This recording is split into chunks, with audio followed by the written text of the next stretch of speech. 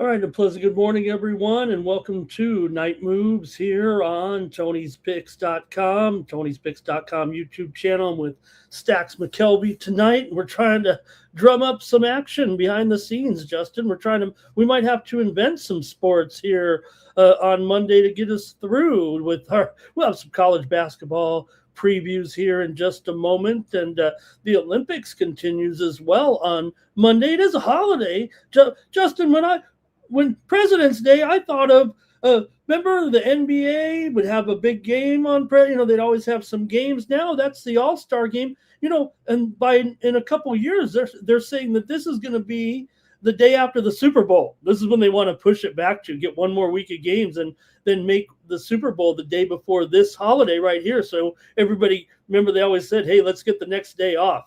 Well, this would be it. They're going to push the Super Bowl back to this second Sunday, I think, in February, whatever it is, so they can get the Monday off and everybody can really party on down. But we'll find some sports here to talk about here on Monday, a little holiday. I guess there's some early games, kind of, but what'd you think of the action there on Sunday night? They had the NBA All-Star game. A lot of rave reviews, Justin. I think I was Mr. Scrooge when it came to the NBA All-Star game, but apparently the players, obviously, they got a kick out of it and put it into high gear a little bit, and everyone says it was a good I watched the whole thing. I mean, I wasn't jumping out of my seat, but you know what, Justin? I think in today's society, and maybe I'm just getting a little old and you're coming along with me, but in today's society of the instant gratification, social media,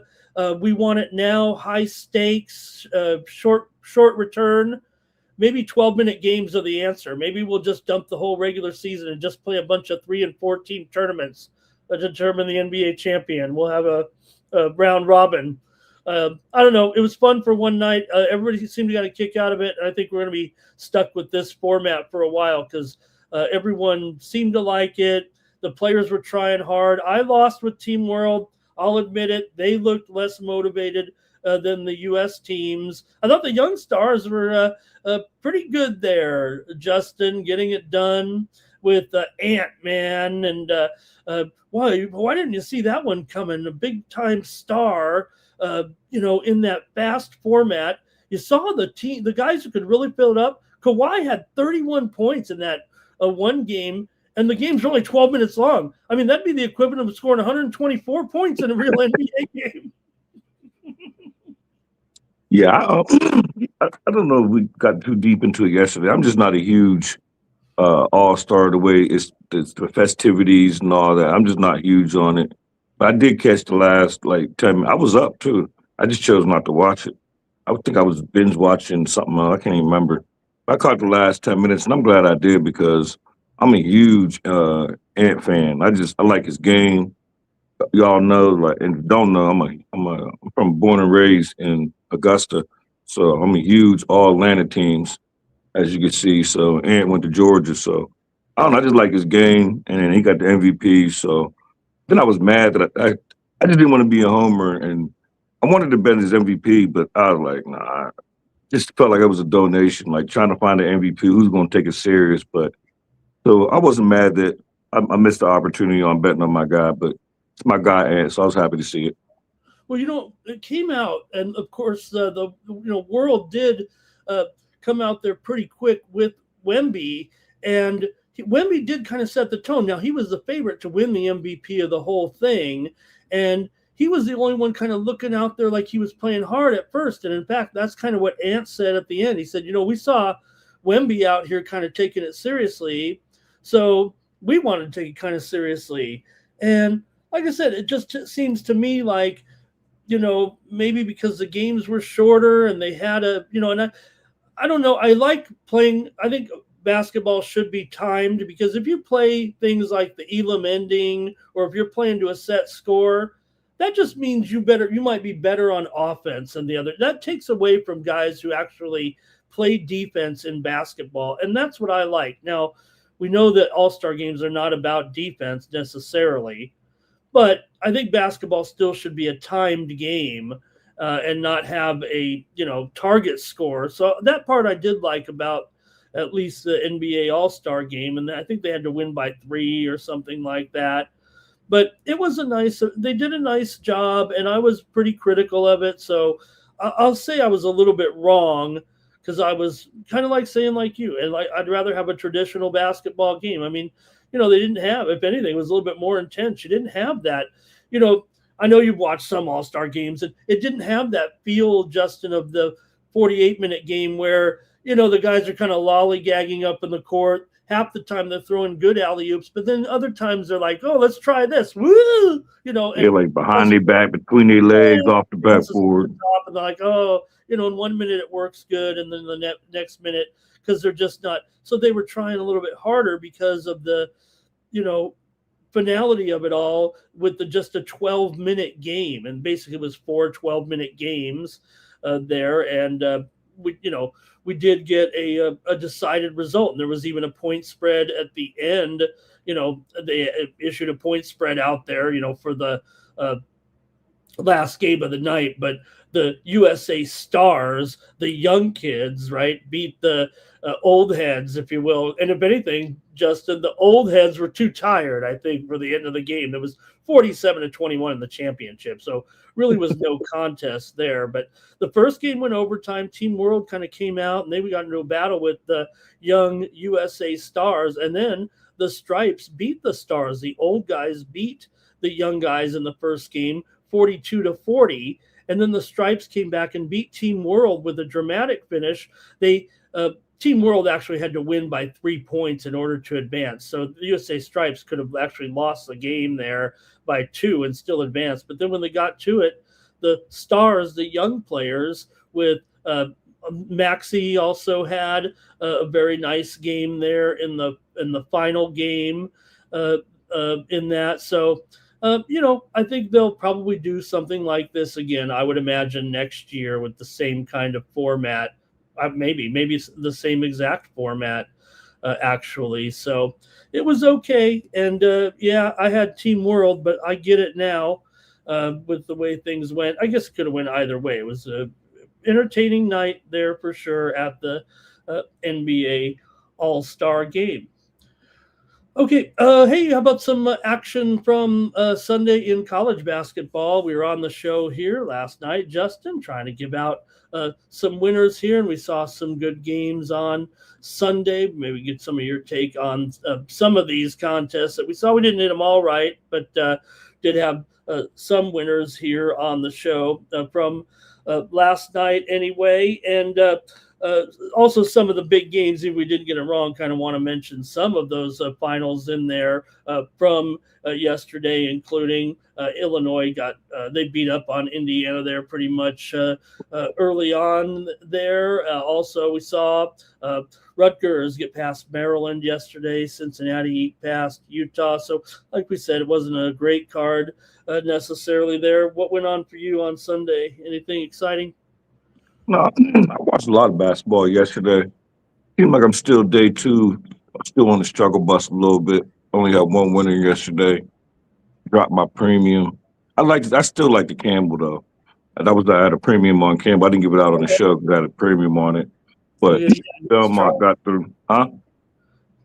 On Campbell, you said? Yeah, that was I had a Campbell as a premium, and they fought hard, and I don't know, they couldn't get through. But Belmont got through. Got a hell of a line on Indiana. It closed at 8.5. I had a 10.5 in my pocket, and wasn't none of that no good. So just keep my head down, and I used to get frustrated when I have a day or two losing streak, but like I said, I'm still, once you pull it up, I'm still in the top 30 of the hottest cappers, so I'm not that frustrated, but it doesn't deter me none.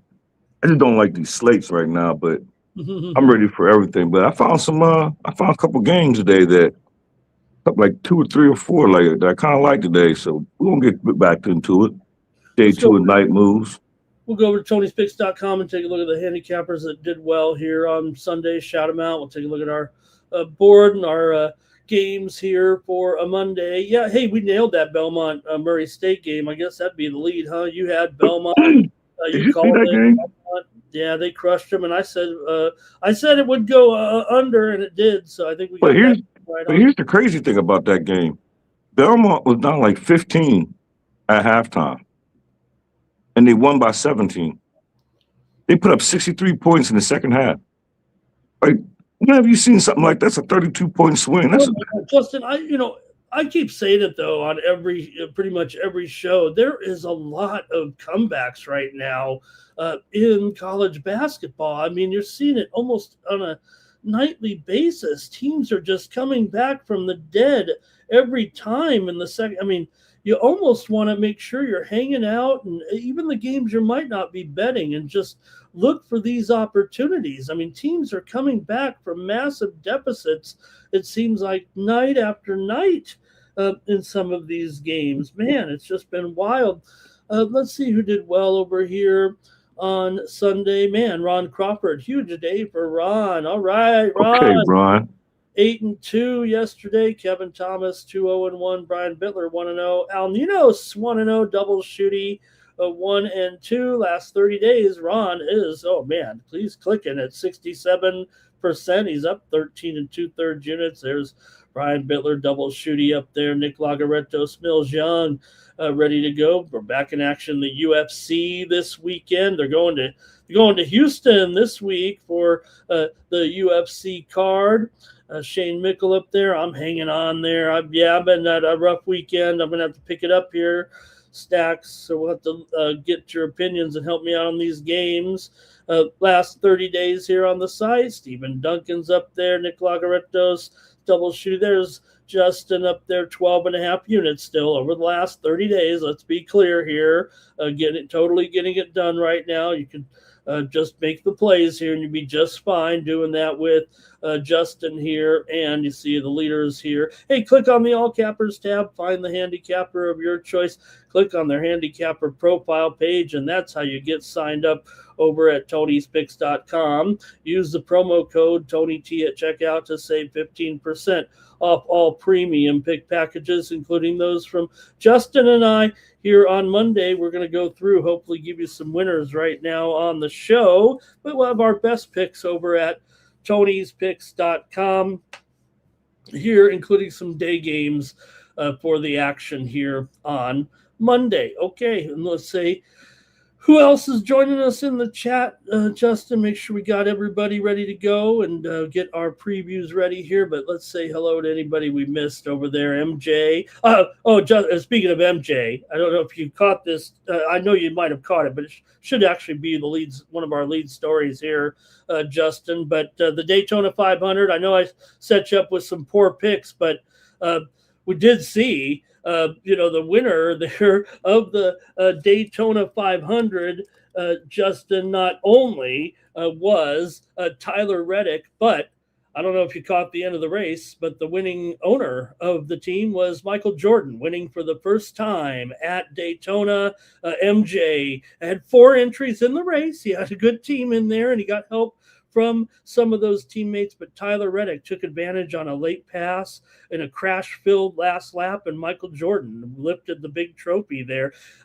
Strangely, Justin, you think it is obviously a great victory for Michael. He's put a lot of money, I'm sure. He might be making a lot of money in his foray in NASCAR, but get this, he is not the first North Carolina former NBA champion to win the Daytona 500 as an owner. That Not the first? Who was the first? Brad Daugherty. I should have trivia you on that. Brad Daugherty. Brad Daugherty, the former Cleveland center. I remember Brad Daugherty. He was also, now Jordan owns more of his team than Daugherty was in that partnership, but Daugherty ironically, right? I mean, you think about it. A basketball player from North Carolina who wins an NBA championship, and you'd think Michael would have been the first, but let's give some respect to Brad Daugherty, who was a heck of a basketball player as well. Not MJ, but so Michael Jordan. That was a big story actually for Michael to win the Daytona 500, and for Tyler Reddick as well. So. All right, and Mr. Wesker is like, Kawhi had that incredible performance today. Wemby there as well. So you guys are commenting a little bit there. Jermaine says, no nostalgia feel. I get it. I was saying the same thing. But hey, if they can get the players to play, I guess that's more important here. So, all right, Timmy Two Shoes is talking about the action here, I think. Maybe some of the winners from Sunday. So let's go ahead and get started. I think everyone's here. I don't see any repeats there. MJ talking about it there. MJ, Air Jordan, raising the trophy there at Daytona. All right, I thought that was a good story. And there's Olympics today. Women's semifinals, Justin, at the Olympics today. U.S. versus Sweden. U.S. is favored by 5 goals, and the total 6.5. So I guess the score is going to be, I don't know, 4-0, 5-0, 5-1, something right in there. Probably, I think the U.S. will. You should have totaled 6.5. Yeah. You're probably like 5-1. Yeah. So it's tough, right? It's U.S. by 5, and the total 6.5. So, we've seen some upsets. There were some on the men's side. I don't know if that'll happen on the women's side. I'd actually probably lean towards Sweden plus 5 goals and figure it's 4-0, 5-0, or 5-1. Right in there, and one of those numbers is a push on the side, but I'd probably lean Sweden in the under. And then Canada will play Switzerland. Canada's a 4-goal favorite, and the total is 6. But I like Canada, maybe 6 or 7-1 in that one. I'd probably go Canada in the over in that one. So those are the two big things at the Olympics. It's actually a slow day for the rest of the Olympics a little bit. Did you see the men's Canada? They put up a huge number. They put up 10. Yep, and now we're off. That was the completion of the preliminary round, and we're now heading to the main rounds at the Olympic Games in hockey now. So we'll get to the next stage. We know the opponents, so I'll just briefly touch on them for you. Canada and United States, they get a bye into the quarterfinals, as does surprising Slovakia and Finland. And then Canada will play the winner of Czechia and Denmark to be played on Tuesday. Sweden and Latvia will play on Tuesday. The winner of that game will play the United States. Germany will play France, and the winner will play Slovakia. These are Tuesday, and then they play the next game on Wednesday. So the good teams get a bye, and the bad teams will have to play, or the qualifying teams will play back-to-backers. Switzerland will play Italy for the right to play Finland. So really the favorites of Canada there, and the U.S. as well. So they're still on a collision course. They reseed them a little bit. So, but those are the matchups. Okay. I think we all just waiting for USA Canada. We just got to wait it out. Yeah, and there have been some other upsets along the way with the other teams a little bit. So we'll see. It would take a monumental upset according to the odds still, but hey, they're going to play these games here. And again, those are the men go back into action on Tuesday and Wednesday, and then again on Friday. And then I think Sunday is the final there. Gold medal game is on Sunday, February 22nd. So look forward to that day. Okay, let's go to our games right now. We just got 4 games on tap because we got kind of just a short card. But look at games here on the main card with Justin here, and we're going to start it off here with Sunbelt action. Both games from the Sunbelt here with UL Lafayette taking on Old Dominion here on the road. You got Old Dominion here is a 6-point favorite in this one. This one is at 5 p.m. Eastern, 2 Pacific. There's just a couple of day games here on this holiday Monday. For Old Dominion here, Justin, they are 8-2-1 against the spread in their last 11 games, just 6-14 against the spread overall. ULL actually played poorly in the beginning of the season, and they've kind of picked it up here a little bit. They're still a pretty big dog here right now. ULL comes in 4-1 straight up in their last 5-1 against the spread their last 6 on the road, and they've covered 4 out of their last 6 games. I only mentioned it that in that light because kind of at the beginning of the season, Louisiana was taking a whipping, and it wasn't like they were playing tough teams out there. I mean, maybe they were playing teams a little bit better, but outside of maybe McNeese and Stanford, they lost to teams like Jackson State, Lamar, Louisiana Tech. Yeah, those are teams probably better than them, but they were 1-11, one game into league play, and now they're actually 9-17, which means they're 8-6 straight up. And this has mostly been in conference play here for ULL. Meanwhile, for Old Dominion, I mentioned they're covering a lot of spreads here of late, but they're also getting the points in some of these games too that they've covered on, because they've actually only gone 5-9 here in conference play. Yeah, one thing, I like these bottom of the barrel teams, and I feel like a lot of times, and I know the books don't make no mistakes, but I think sometimes they're being judged by the way you start or the way you finish. And me personally, Old Dominion, I don't never want them, whether they're on the road or at home. I don't want Old Dominion as a favorite. I only want them as a dog. And here, this line, I think this line's way off. I'm on Louisiana. I love their recent form. I think they're very much live. And I was debating on coming out here, talking this, or making it a premium. But I'm going to give y'all some winners. So I decided to talk about it on here, get this one to y'all, because this is probably my favorite player today. I think this line's way off. I think Louisiana probably going to at least threaten to win the game or win the game, but they're going to stay within this number.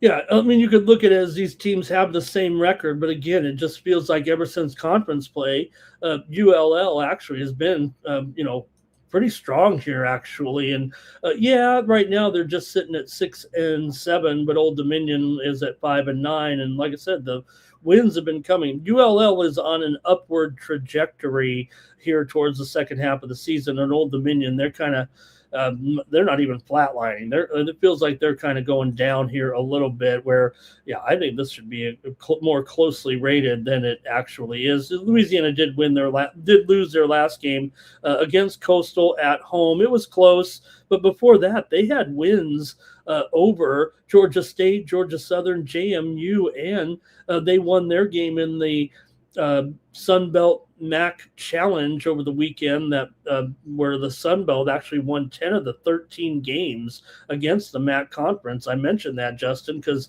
the ratings, you mostly have the MAC conference rated ahead of the Sun Belt this season, but we did see the Sun Belt dominate that series.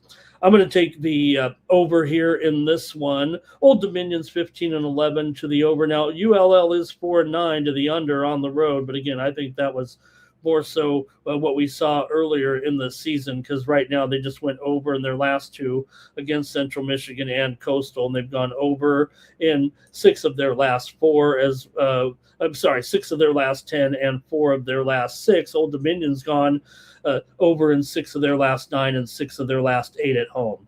So I'm going to take the over here, and Justin likes the Ragin' Cajuns over the Monarchs tomorrow in Sunbelt action.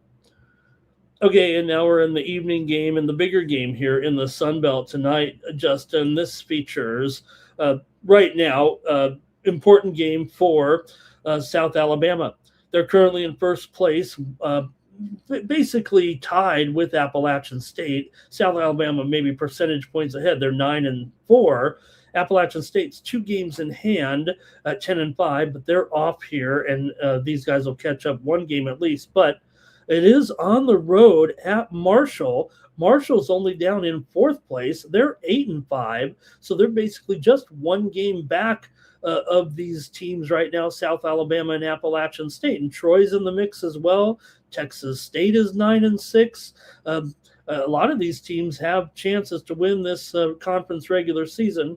Now, the Sun Belt probably going to be a 1 bid league here just in this season. So it'll be about the conference tournament, but still have a chance to win the title here right now. In this game, for South Alabama here. They've won 6 of their last 7 coming into this one. They've won 4 of their last 6 on the road and covered 5 of their last 7 overall in this one. Also, South Alabama here against Marshall. Marshall just 1-5 ATS in their last 6 games overall, 1-7 ATS in their last 8 home games. So it does feel like South Alabama is the team playing with a lot of momentum right now, and Marshall kind of going the other way here, and that's not the wrong time right now because, like I said, Marshall still has a chance here at the regular season title, but South Alabama's in first place. If Marshall wins, they'll be tied for first here, actually, 3-way tie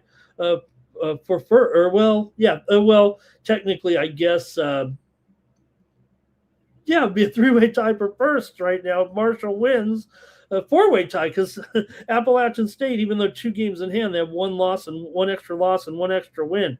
Help me out on this one, Justin. We got Marshall here favored by maybe 3.5 or 4 in the total, 150.5, 151.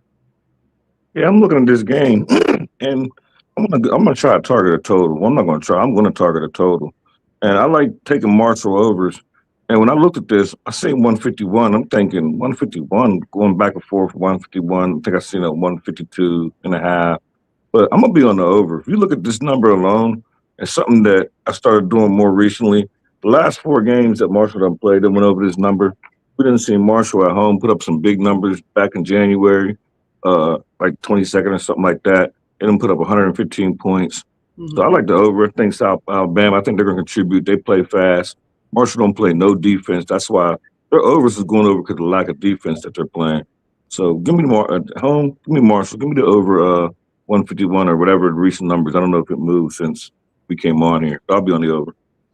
Yeah, 4 straight overs for Marshall. And you mentioned these home games. In fact, Justin, 7 of the last 8 home games for Marshall have featured 154 points or more that in their home games. So, and South Alabama, they're not they're an over team. They're 8-4 to the over as an underdog. Here, 6-4 to the over in their last 10, and they've been playing a few overs here as well, 3 straight overs in their wins against Buffalo, Southern Miss, and Arkansas State as part of their little surge here right now for USA. Like I said, I think they're the momentum team to me. Marshall's been terrible against the spread this year. Get this: 8-7 ATS, 8-17 ATS overall, 3-10 ATS at home, and 3-13 ATS as a favorite. Meanwhile, USA is 8-5 against the spread on the road, in addition to the good numbers there against as a dog. So I got to take South Alabama here. Watch out. I mean, might be some money line action for me here with USA tonight. But like I said, it's big for Marshall. They know where they stand here. Another thing is these teams know it's about the conference tournament, but you're still trying to get up there, win the title if you can. I'll take South Alabama. Justin likes the over here in this one. Let's see if the chat's chiming in. I think they are, and hopefully didn't miss too many of the comments here. Let's see. Cal Daw. Well, he was talking about that other game. Let me see here. Hello from Old Gaffer. He's over there in the UK with us today. All right. LALB is here today. He's on the over with us. Cal Dog's on South Alabama. And Timmy says, I'd have to be talked off of Marshall. South Bama for Timmy Chushu there. South Alabama for Mr. Wesker. South Alabama for Andre. So I think we portrayed it just as they're doing. Hey, Teflon Don's in there. He's got it at 150. He'll take the points with South Alabama. And there's Andre saying hello. All right, good to see you guys. Thanks for joining us here. We're just previewing a couple of games, and we'll mosey on out of here. I'm going to watch some Olympics here in the middle of the night, Justin. We got some short track speed skating. We got men's slalom, women's big air tonight. I'll be on some big air here. Paris free skate as well. All right, let's go to Syracuse taking on Duke. Justin, I think Syracuse, they better they need a signature win right now because they are on the outside looking in. I mean, they're not going to the tournament here, I don't think, at this point. I didn't check total bracketology here, but they've got to be on the outside looking in right now. Starting to get, I'm not a full season bracketology guy, but it is start time to focus on some of these teams that are going to be on the bubble. Syracuse obviously going to be a big underdog here, 21 points to Duke right now. For the Blue Devils, they come in here off of back-to-back wins over Pitt and Clemson. They've actually failed to cover in 4 straight games, failed to cover against BC, failed to cover against Pitt, failed to cover against Clemson. They were laying big points in that one. Of course, mixed in there was the loss to North Carolina. For Syracuse here, they're hot against the number, Justin. Not only did they have back-to-back wins at home against Carolina and SMU coming in, but they're in a cover streak here against the spread right now. They've covered their last 5. Unfortunately, they've gone 1-7 against Duke against the spread in the last 8 games between the two teams. So, they're going to head down here to Duke, and Duke has pretty much dominated them in this head-to-head series. These two teams did not meet yet this season.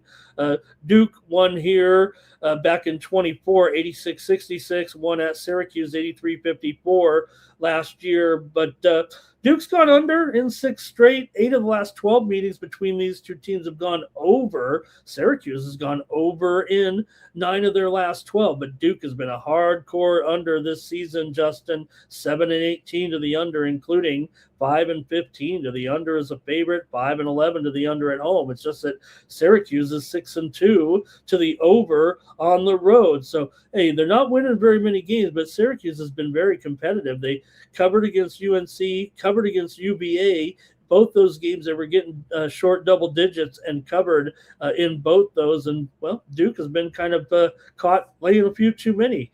Can Syracuse stay in again here? What do you think? I think they can. I think this number is big. It's big for a reason, but I think it's a whole lot of points for a Syracuse team that they're going to fight. We all know they're not going to win this game, but when it comes late, like Duke is just not really. They're not blowing nobody out really like that. Like they was giving up a giant number off that loss, and against Pitt.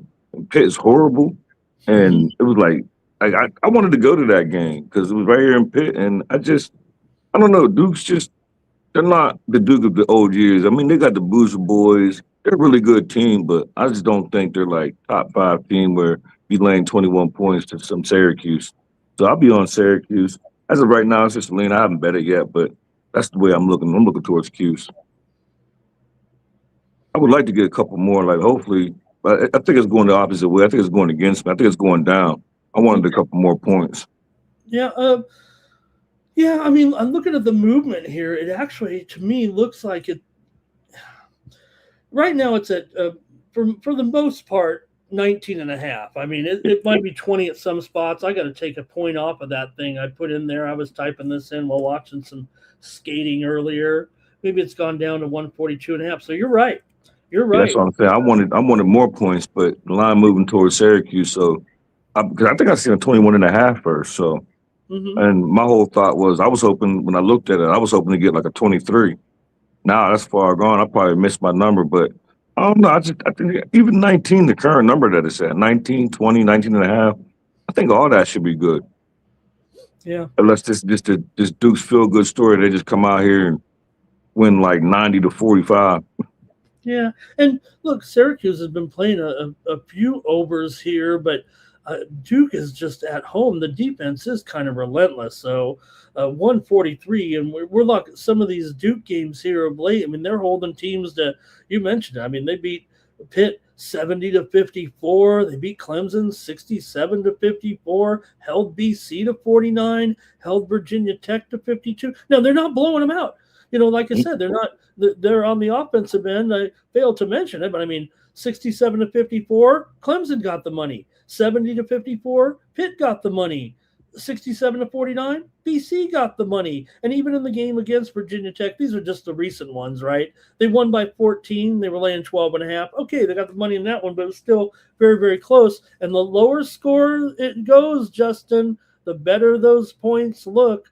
I'm going to have to take the under just because of Duke. Looks like a mad under to me, going under in not only what I mentioned with some of those, but six in a row, 8 of their last 10 to the under here. I got to go under in this one with Syracuse and Duke. Justin says, take Syracuse here. And I agree. I mean, look, we could easily here, no problem be looking at, something in the neighborhood, 75 to 60, right in there, Justin. That'd get us both home. There. That's a blow. I mean, that's a blowout. It would take, we'd win, but technically it's a blowout, but still that'd be easy money actually for Syracuse. All right, let's do it. Hey, anybody agree with us in the chat? Let's see who's commented here. Justin, and let's see. Mr. Weskers likes Duke against the spread. And Andre likes the over though, and he likes Syracuse to get the points. Are they producing enough points here? Look, outside of Freeman, I mean, where are they really getting scoring in there right now? Here's over for Cal Dog. I thought Mr. Weskers was a Syracuse guy. He going against his team? He knows his team better than anybody, I think. Yeah, that's why I mentioned it. Like when someone fades their own team, you got to pay attention to that. I'll ask you this, Justin, because we're going to the Big 12 here in our last game, and since Mr. Weskers is kind of making fun of how bad they look right now. What about we had Jerome Tang? I don't know if you caught it here, but Kansas State fired Jerome Tang. I seen it last night. Yeah, he got let's see, 18 million buyout. He's getting a lot of money. Here's the thing, right? It was just 2.5 weeks ago. I saw some post-game interviews where the beat writers were kind of like, "Hey, coach, have you seen the team play so bad?" They were kind of egging him on. And that time, he said, "I didn't have any problem with our team's effort. I thought they went out there and tried." It's only after the last game that got him in trouble. The comments after the Cincinnati game here this weekend, where he was critical of the team, saying a lot of these guys aren't going to be here next year. Well, as it turns out, he's not going to be here next year. A lot of people thought him to be kind of eccentric in his personality. He's obviously, when he was winning, kind of a fan. People really liked this guy a little bit, but the more he's been losing here this year, he's already lost. Face it, he's lost. They're tough to please, and when you're playing in the shadow of Lawrence over there in Manhattan, you can't afford to fall too far behind them and not have any pressure. So they'll move on from Tang, and they covered against Houston. They've covered. That's what I'm saying. They covered it. They get like 22.5. Hey, you know what, Justin? If it were my rules, the coaches of the year would be the ones that have the best spread records, because those are the coaches that did better than anticipated. The best coaches should have the best spread records. I had that debate with I can't remember. It was a couple months ago, and it just makes you wonder if maybe just us gamblers feel that way, because I feel like right, they don't same way you do. You're performing better than expected. If you're covering 22 against Houston, you was expected to lose by 30. So like, I mean, maybe the higher ups, they probably don't look at it like that. They probably don't care about the spread. But my thing is, it's not so much take the spread out, take that they're more competitive than what they're expected to. So I agree with that angle, but I think we're on the minority. I don't think everybody else agree with that. Well, yeah, and be tough to be, some team going out there that is like ends the season, 10-25, but yet they went 25-10 against the spread. They would be. And then you got to take in consideration these players are being paid now. So like, if y'all don't got no money, y'all got to go out and get some money so y'all can get some of these players. Like, well, that's another thing though too, Justin, is aren't players open and fair game to more criticism right now, even if it is from your coach? I mean, if you're being paid, I should be able to say whatever I want about my team. Yeah, that's the way I feel too. But we call them kids, but at the end of the day, these are men. Yeah, I mean they have even the high school kids are like, I'm transferring here, and they got to like make a big announcement on social media. All right. Let's go to the Big 12 here. This is the game of the night, one of the games of the season here, obviously, in the Big 12, with the Houston Cougars on the road taking on Iowa State. Yeah, we got a good one here. Number 3 and number 5, Justin, one of the best games of the season, no doubt here on a Monday night. I remember, Justin, you can remember, man, it was only like 20 years ago, Monday. Remember, you'd have Big Monday and you'd have the Big 12, you'd have the Big 10, and you have the Big East, and they'd all play on Monday night. It'd be like the biggest day of And the the week. ACC had a day. Man. All right, but Houston comes in here. They're clicking right now. Now, granted, they did not cover these big spreads against Utah and the Kansas State game. You mentioned it. It was 78 to 64 in that one. They won by 14. They were favored by 21. Bring back the Tang. But it does feel like Houston is kind of suffocating teams here right now a little bit, almost like a no mercy type of performance. I know that Kansas State covered the spread. They were really never headed in that game. I mean, I think it was 35 to 20 at halftime or something like that. And Houston will just squamish you, if that's even a word, the way they go out there and suffocate you right now. They're on a winning streak. They've won 6 straight, 12-5 against the spread in their last 17. Now, they are 0-5-1 against the spread in their last 6 games against Iowa State. Iowa State's even beaten them in 2 of the last 4 meetings, and one, I believe, was a conference tournament game.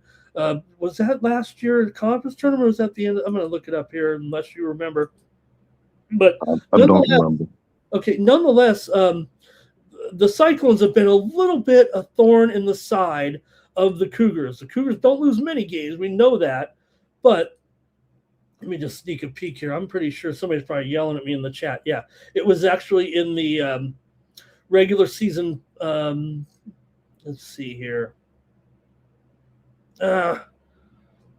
Oh, man. It was back in March of 24. Iowa State won at Houston 69 to 41. Last year, Houston won at home but did not cover. So Iowa State usually gets the money against these guys right now as an underdog, but Iowa State's favorite in this game, Justin. Iowa State's 10-7 against the spread as a favorite. This will be the first time that Houston has been an underdog all season long. They've covered 7 of their last 10. Iowa State's won 6 of their last 7. The only loss was that upset at TCU on the road 2 games ago. They're also 5-2 against the spread in their last 7. Houston's gone under in 5 straight games.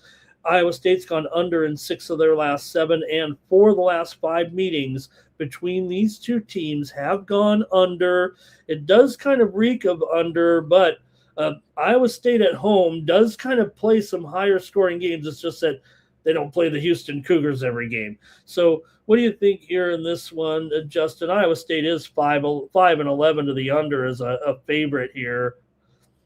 Yeah, this is a game I really like. And I'd like big games. And this Iowa State team, mainly in Houston, I've been following both of these teams. Iowa State, I've pretty much been nailing them. I faded them when they was at Kansas.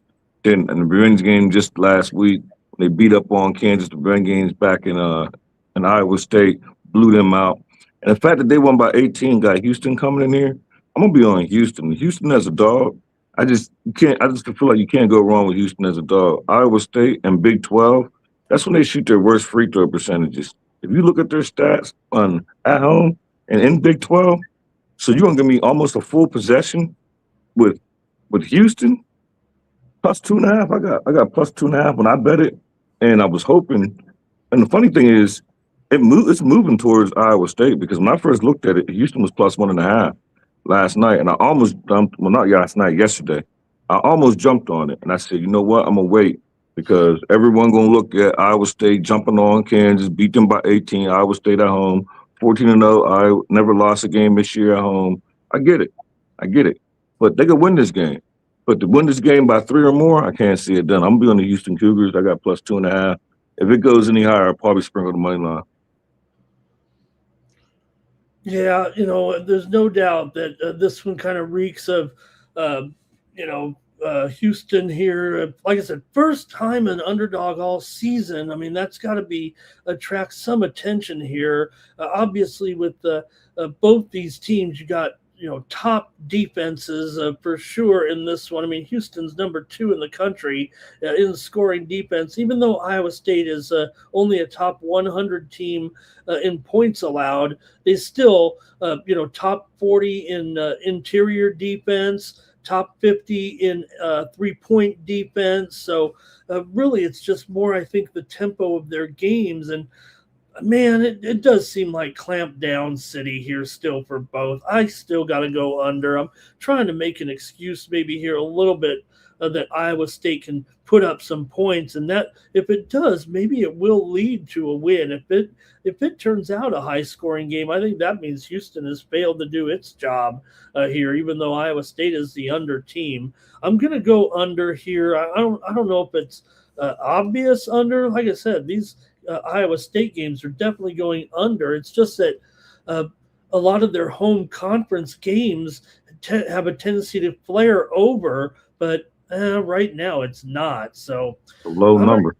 Yeah, 134. Look, I mentioned the 2 games, right? Last year was 127 points were scored in the game at Houston, and the game that Iowa State won against Houston, there was only 110 points scored in that one. Basically, 3 of the last 4 games between the 2 teams, which has all been played within the last 2 calendar years, have all been, 3 of them have been, basically about 110 or 120 points. The game that Houston did win convincingly at home was in February of 24, and it was 73-65. That still was only 138.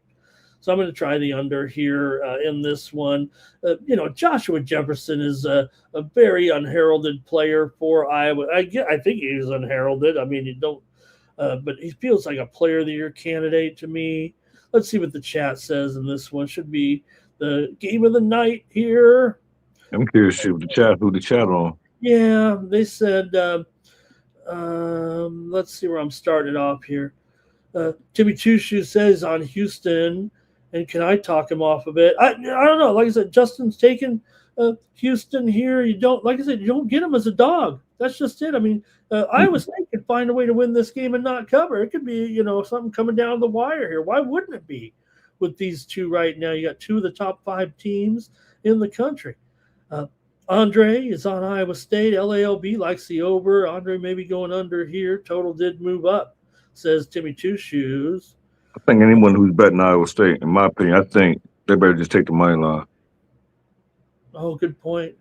They're 14-0 at home, so if that's the angle people are looking at, just take the money line. Don't give Houston these points. Final. Okay, Teflon to Don's liking Houston. He says Houston cleans up against these top 25 defenses. You bring the same kind of energy, I think Teflon to Don saying, although Houston, I mean, I don't want to doubt Kelvin Sampson, Justin. He's a Hall of Famer. He's a legend. But one of these days, you gotta finish the deal one of these years. I swear, that's the only thing. Like, when are you gonna cut the nets down? Like you just a regular season. Like, we see this in the NBA. Like, we talked about a team off the top of my head is the Cavaliers. Like, have an amazing regular season. Like, and Arizona, that's another team as far as college. Like, regular season, all hard, go crazy, blow everybody out. And then, like, around the Sweet 16, go ahead and make your exit. Elite 8, go ahead and exit stage left. So you can't just keep having good regular seasons and never cutting the nets down. So, and I don't think Houston's going to cut them down this year. Okay, well, I'm holding 2 futures right now. I got you on the show here. I've got from earlier in the season, I've got Duke and I've got Arizona. These were kind of pre-flop here. I know those are chalky plays, but I mean, obviously in the beginning of the season, basically got Duke at 9-1, and I got Arizona at 5-1. So, I'm not riding those heavy here. I might still try to find something once we get to tournament time with maybe some long shot this season. I don't know how it's going to go down once we get into tournament time. I just wish it was here already, especially with our light week. But that's going to do it. I got the only feature I had pre-flop, and it was something, and it wasn't. I ain't going to take the credit for it because it came from my homie on the street. I want to say it was. I got to look it up. It was something bulky. I got St. Louis Sweet 16. And Okay. it was something like I want to say 60-1.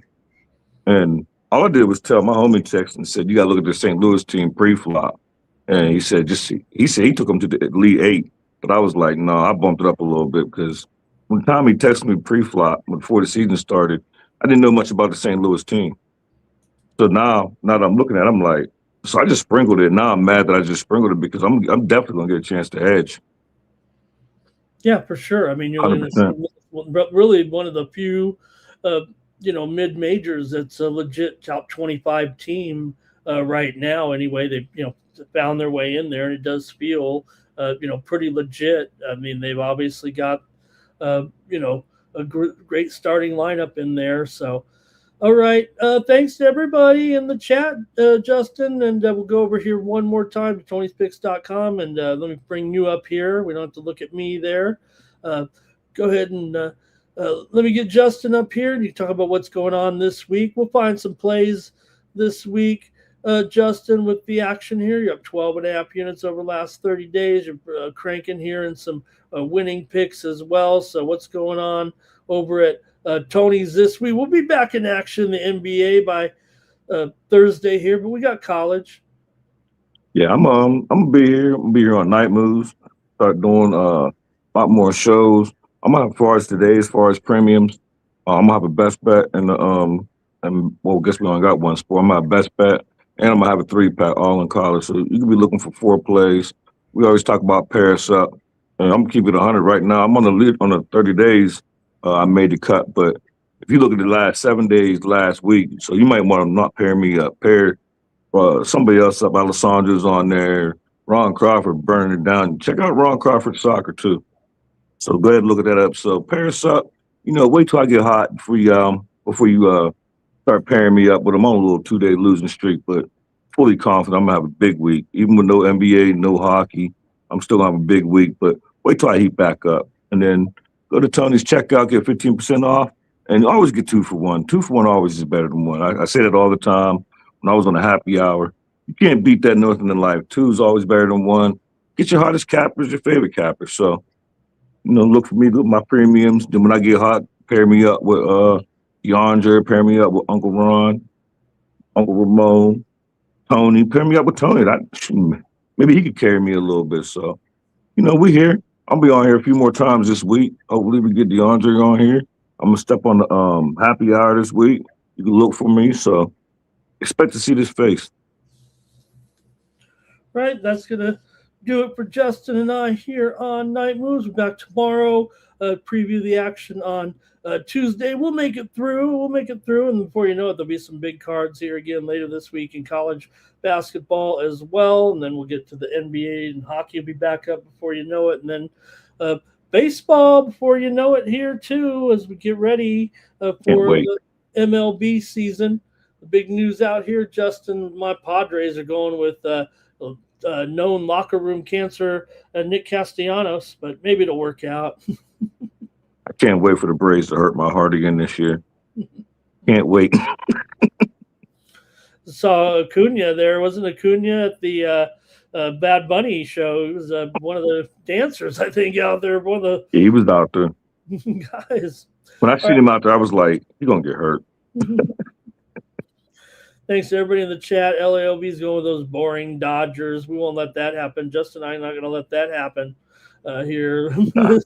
I mean, but they're loaded. They just got Tucker, so not just got Tucker, but they signed Kyle Tucker, so the rich get richer. Hey, right. That's just it. So you know what? When you got too much money, too much success, that's when you go downhill, Dodgers. Watch out, Tony's Dodgers. All right. Thanks a lot, everybody, for joining us. Make sure you head over to Tony'sPicks.com and check out our best bets over there at the website. Use that promo code TonyT at checkout. It's going to do it here for Justin. Back tomorrow with more Night Moves. Thanks to everybody in the chat for the Tony'sPicks.com YouTube channel. This is Ramon Scott. Thanks a lot for joining us. Thanks, Justin. Night Moves.